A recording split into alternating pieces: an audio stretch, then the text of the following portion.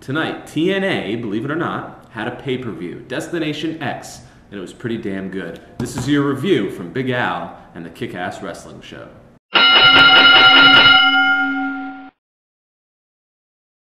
Tonight at TNA Destination X, a lot of great matches. Let's go over the card, let's talk about this pay-per-view, and let's give it a grade. The first thing we want to talk about was the ladder match. They started things off.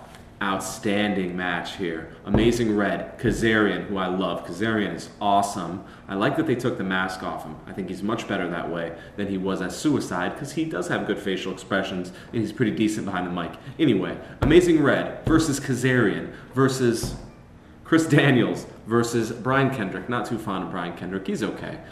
Chris Daniels, he's all right as well, but, you know, his time has sort of come and gone. Either way, this was a great match. They're all phenomenal X Division wrestlers. I thought Kazarian was outstanding. They took a lot of bumps. They used the ladders a lot. This was a great match. Overall, they did a lot of stunts. They were flying around a lot of high spots, but still a very, very good match. If I have to give it rating, it's sort of hard. This is close to at least a 3.5-star match, but I'm going to go with 3 stars for that match. I know I could probably go all the way up a little higher, but it was just a lot of high spots. It was a great match, don't get me wrong. I thought it was outstanding, but overall, you know, 4 stars. We're going to reserve that for the big, you know, the Shawn Michaels Taker matches, or as Impact goes, the AJ Styles Kurt Angle matches. Okay, those are damn near or at 4-star quality. So we're going to save those. That was a 3-star match, and it was outstanding.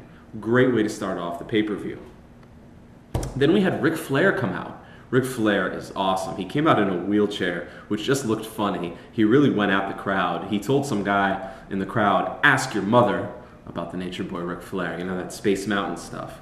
So that was pretty cool. I'd love to see Flair on the mic, and they just had him basically come out and say how pissed off he was that Abyss, you know, put him through the ramp last week. So that was a neat little promo, and seeing Flair there in the wheelchair was neat. And then we had Daphne taking on Tara. This match was all right, kind of slow. TNA's knockouts, I don't know. They're not the greatest wrestlers. Don't hate me too much for that. I love Daphne. She's cool. I like her. Not such a big fan of Tara. Tara gets the win. I'm going to give this match 1.5 stars. I'm sorry, 1.5 stars. Wasn't the greatest match. Daphne's good, and she could probably be a little better if they do something with her character. She stole Tara's spider afterwards. File that under who gives a really. Sorry. Nobody cares about that stuff. That's a silly way to build that angle. They should do something with Daphne and the Beautiful People. One of those kind of mean girls, you know, except the weirdo Daphne. She grows to idolize them. Go in that direction with that storyline. Magnus took on Rob Terry. Rob Terry pretty much destroyed Magnus after Magnus gave an okay little promo. This was kind of a waste. This was one of the downers of the pay-per-view, so we'll skip right along. But Rob Terry, yes, wins, keeps his global title. Ultimate X match, Generation Me versus Motor City Machine Guns. Match of the night, no doubt about it. This was outstanding. And in the end, the Motor City Machine Guns get the win. Can't really say enough about this match. I'm going to give this match 3.5 stars. This was borderline a 4-star match, but I'm still going to save that 4 stars for something special. But that was a really, really good match. So already on the pay-per-view, you got a 3-star match and you got a 3.5-star match. That's a lot these days in wrestling. So this pay-per-view was good, like I said. Hall and Waltman took on Young and Nash. The big story here, Young gets turned on. Kevin Nash goes against him and reforms the Wolfpack with Scott Hall and Sean Waltman, X-Pac.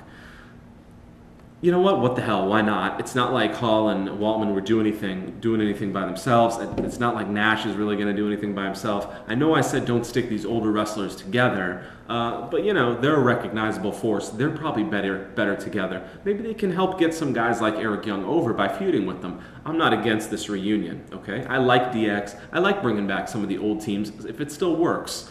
I like it. It's not going to get them, you know, they're not going to double ratings. People aren't going to tune in to see the Wolfpack, but it's not going to be a downer as far as it's not going to hurt them any more than anything else would. So no, I'm not against this at all. Why not? Okay, it's not like they were doing anything better with any of those involved before this. So I am for that move. Welcome back to the Wolfpack. Too sweet. Okay.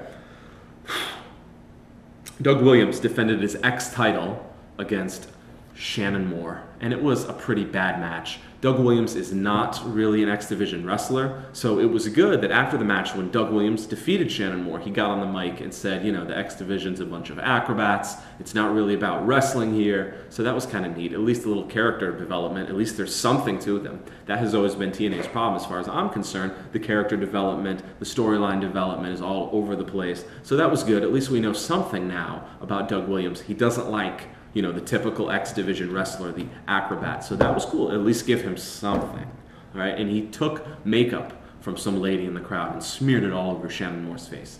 That was pretty cool as well. Beer Money took on Morgan and Hernandez. Morgan was awesome in this match. He was yelling at Hernandez the entire time, and he pretty much beasted when he got in. He kicked Beer Money's ass.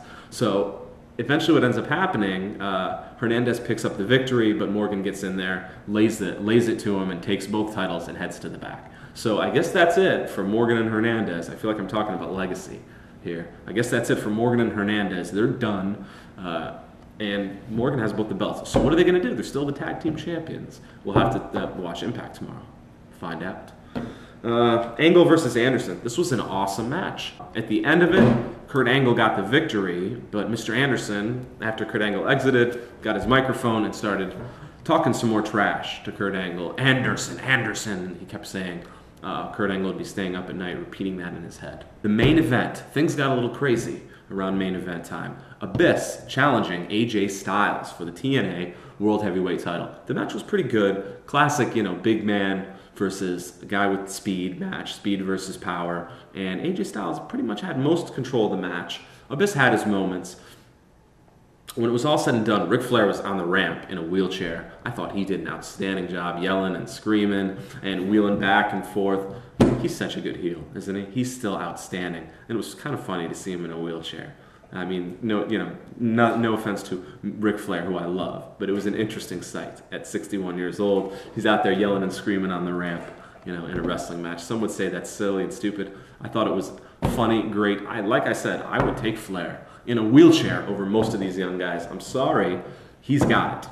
What ends up happening, Flair gets involved, sprays mace in the referee's eyes, gives the belt to AJ Styles, he lays out Abyss, and then Hulk Hogan comes out with Earl Hebner, who I guess Hogan just thinks Earl Hebner's back on his side. I don't know why, because in the storyline, Earl has turned on Hogan so many times already. He was already hired by Flair. Flair paid him off.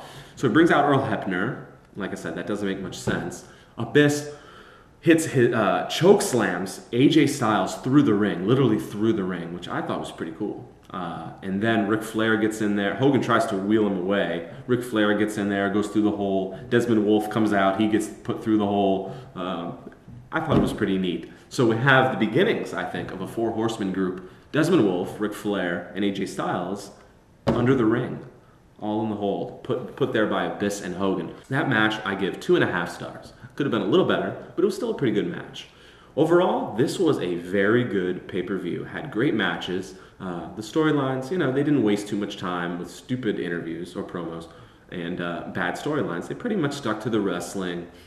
They kept it simple. This is what TNA needs to do. I give tonight's TNA Destination X a B+.